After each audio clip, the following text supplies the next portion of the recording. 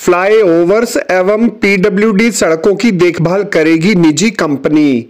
दिल्ली की सड़कों एवं फ्लाईओवरों की देखभाल का कार्य पीडब्ल्यूडी ने निजी कंपनियों को सौंपने के लिए एमओयू साइन दिल्ली की मुख्यमंत्री श्रीमती रेखा गुप्ता के सानिध्य में किया। यह कंपनियां न केवल उस जगह की देखरेख करेंगी अपितु वहां की सुंदरता बढ़ाने के कार्यों में भी सम्मिलित रहेंगी। दिल्ली की मुख्यमंत्री श्रीमती रेखा गुप्ता के सानिध्य में पीडब्ल्यूडी अधिकारियों ने जीएमआर कंपनी के साथ समझौता ज्ञापन पर हस्ताक्षर किए। प्रदूषण के विरुद्ध दिल्ली का युद्ध, जिस तरीके की अलार्मिंग सिचुएशन दिल्ली शहर में चल रही है,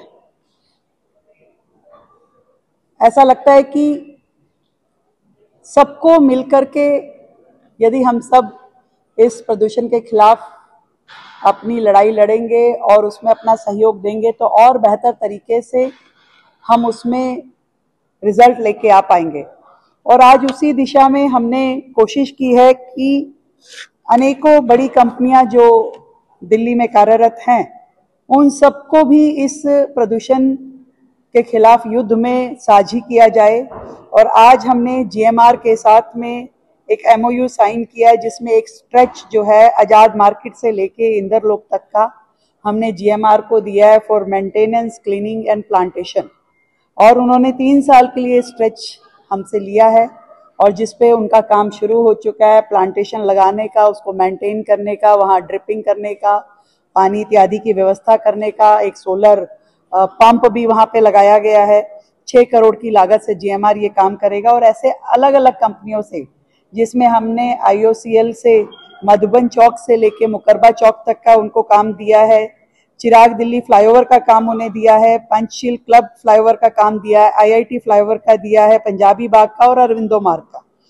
आईजीएल को हमने मुनीर का फ्लाईओवर का काम दिया है सीएसआर में करने के लिए। वेदांता को हमने पंजाबी बाग फ्लाईओवर, राम मंदिर साइड और आउटर रिंग रोड पे शालीमार बाग साइड, न्यू रावतुल्ला मार्ग जो फ्लाईओवर है वो दिया है वेदांता को। गोदरेज को हमने नेताजी सुभाष पैलेस वाला फ्लाईओवर दिया है। डालमिया को हमने ओबराय और लोधी रोड और वो फ्लाईओवर दिया है, मांगी फ्लाईओवर दिया है। डीएलएफ को हमने करमपुरा फ्लाईओवर दिया है।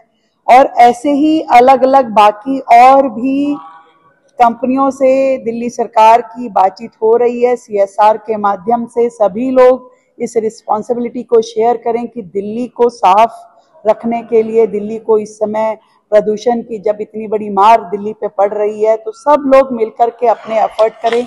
मेरा दिल्ली की जनता से भी निवेदन है कि पर्यावरण रक्षक बनके हम सब लोग भी इस शहर के लिए अपनी अपनी काम को करें, अपनी अपनी रिस्पॉन्सिबिलिटीज को शेयर करें। हम लोग कार पुल करके अपने ऑफिस तक जा सकते हैं, जिससे कि सड़कों पे ट्रैफिक भी कम हो। और क्योंकि हर कार कहीं ना कहीं पोल्यूशन का कारक बनती है, हमें बायोमास बर्निंग जो है, जो यहाँ वहाँ लकड़ी जलाते हुए, कोयला जलाते हुए लोग हमारे ही सर्कल में दिखाई देते हैं, उनको पूरी तरीके से हटाना होगा, मना करना होगा। और सरकार भी इस पे बहुत सख्ती से अपनी काम कार्रवाई कर रही है।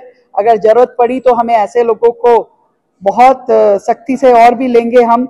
और चाहे तो दिल्ली के लोग वर्क फ्रॉम होम को भी हमने जो रिक्वेस्ट की है वो कर सकते हैं, वो भी एक सहयोग होगा दिल्ली के प्रदूषण में मदद करने का।